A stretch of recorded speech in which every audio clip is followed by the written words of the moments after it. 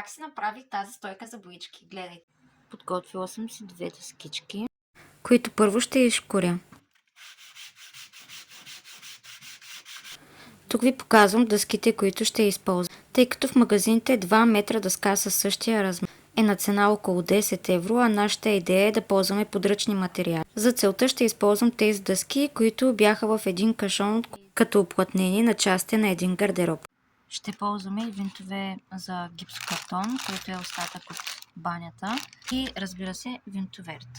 За съжаление, частите, които предварително си бях купила, се оказа, че съм ги запиляла някъде, затова трябваше да използвам нещо, което си намерих в мазата, за което ми се наложи и да си ги огъна на ръка. След това си определям височината, която ми харесва и би била подходяща, и фиксирам дъските от двете им страни. Тук отново показвам как си определям височината и след това слагам винтовете и от горната страна. Но преди това захващам и двете по-дълги дъски в горният им край. В този случай тук беше малко неудобно за фиксиране, но се справих и ето как се получи накрая с височината, която на мен ми харесва.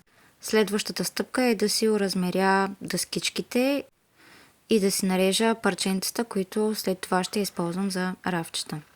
Съответно на вас препоръчвам да използвате ръкавици и при възможност да не режете с ножовка, но аз това имах. След това си шкуря и краечетата, за да съм сигурна, че няма да има трескички.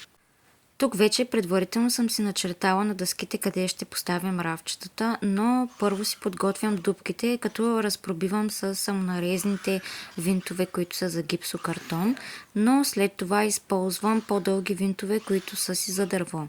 Използвам този метод, за да си подготвя предварително дупките, за да знам от задната страна къде точно да завия винта. Аз не съм от търпеливите, затова още преди да съм блокирала етажерката, реших да я тествам.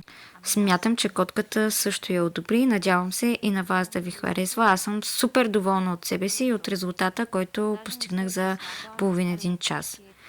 Предстои да направя още една по-голяма, която да побира четките и останалата част от всичките ми материали.